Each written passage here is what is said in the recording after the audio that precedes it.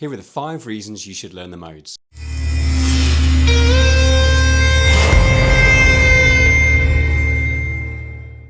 Let's start with this question I came across on Instagram a few days ago from easyguitar.zone.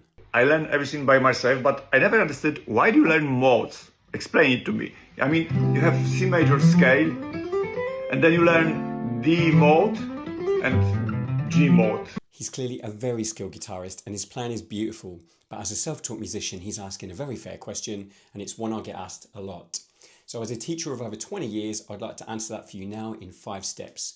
Please leave a comment if at any point something I say leads to a question for you. Learning just one mode expands your harmonic vocabulary. And what I mean by that is the more words you know, the more cool and interesting things you can say, the more ways you can express yourself. Now the same applies to music, and each mode has its own distinct flavour, atmosphere and mood. You cannot express these sounds, many of which are quite beautiful, simply by playing the minor or major pentatonic scales in isolation.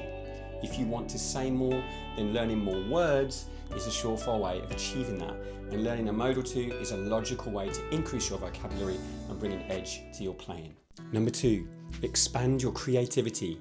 Once you have these new scales and modes under the fingers and the sounds in your ears, it opens up new possibilities to your creativity. A common misconception is that modes automatically leads to Vai and Satriani style shredding. But there is so much more to modes than that, and no one is more likely to tell you that than Steve Vai or Joe Satriani themselves.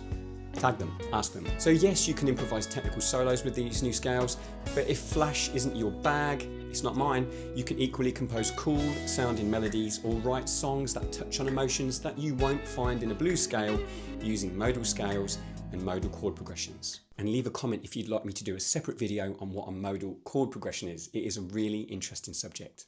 Number 3, develop your technique.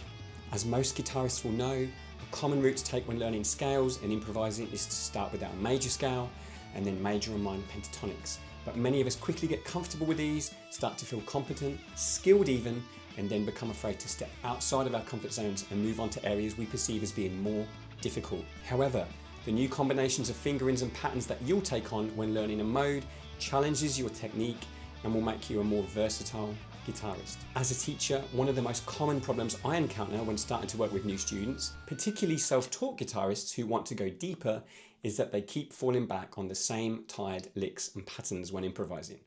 It's a frustration that they admit to themselves. Well, there's no quicker way of arresting that than forcing your fingers and plectrum into new combinations of fingerings and then slowly repeating them until they're fully absorbed into your subconscious. With enough time, these new fingerings and licks will also start to appear in your solos and become part of your inner musicality. Modes are a great way of taking on some new patterns and fingerings. Before we do point 4, as it happens, I'm running a weekly live stream guitar lesson every Thursday evening at 7 PM GMT on this YouTube channel. The tab is on Patreon for free each week, and each lesson looks at the modes from a slightly different perspective. You can ask questions and we finish with some ear training each week. If you can't join us at that time, perhaps you're in a different time zone, then just visit the live tab on the channel and they're all there in full. Go get it. Number 4, improve your ears. The most important tool of any musician, even more so than their instrument or their fingers, are their ears. With the Western music, we have a habit of listening to the same few chord progressions and the same scales. It's predictable, which makes it feel reassuring. Like driving along a motorway and seeing the golden arches, you know you shouldn't really like it, but you know what you're getting. You don't even need to get out of the car. But learning a few modes will expand your aural palette as well. Lydian contains a sharp 4, Phrygian a flat 2. These are unusual intervals in pop music. Dorian is a minor mode, but it contains a really sweet major 6th, which distinguishes it from the minor pentatonic or the natural minor scale we might use in blues and rock. There are many other examples giving us exciting and exotic sounds to absorb and appreciate. Recognising these fresh sounds by ear makes you a more skilled, versatile and hireable musician. Number 5, we don't like to admit it, but this is the biggie. Improve your music theory. If there's another element of becoming a skilled musician which is sometimes taken a bit of a beating during this era of YouTube and social media learning that so many of us take, it's learning music theory. We're bombarded with videos entitled, "Learn this hack to improve fast," or "Bluff your way through any gig with this neat trick." And they can show you a few cool nuggets now and again. But many of us have convinced ourselves that we can get all the answers in a collection of random 30-second sound bites which are easy to consume, but which are rarely part of a logical, efficient system for mastering an instrument and music as an art form. Music theory shows us how it all fits together, how the language of music is constructed, and will enable you to communicate freely with other musicians of other instruments. And this is a beautiful thing. Yes, it's cool to improvise with other guitarists at a blues jam session down your local pub. I love that. But where I found myself in a room with, for example, a folk violinist, a jazz saxophonist, and a classical singer, those are the truly memorable moments where something unique and original happens. Because the shared vocabulary isn't necessarily in place straight away. You have to reach out into the unknown, and that's where the magic happens. To fully understand modes, you'll need to understand key, which means assimilating intervals, triads, arpeggios, and the beauty of tension and release in music. The push and pull that allows music, songs, and chord progressions to breathe and tug on our emotions. But music theory doesn't need to be dull, nerdy, or frightening.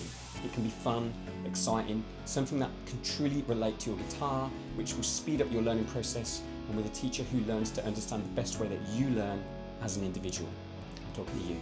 One final point I'd like to make, which I'll expand on in another video, and is a second misconception about the modes, is that you don't have to master all 7 modes of the major scale in one go. Learn to play them all, sure, but only go deep on the ones that are relevant to your musical tastes and journey.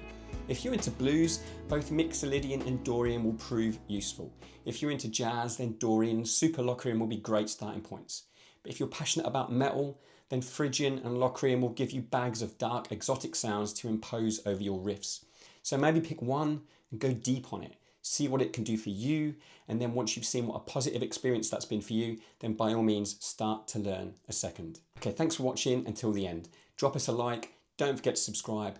If you want to invest even more into your guitar playing this year, then think about becoming a member of our Patreon crew from as little as $2 a month. See you soon.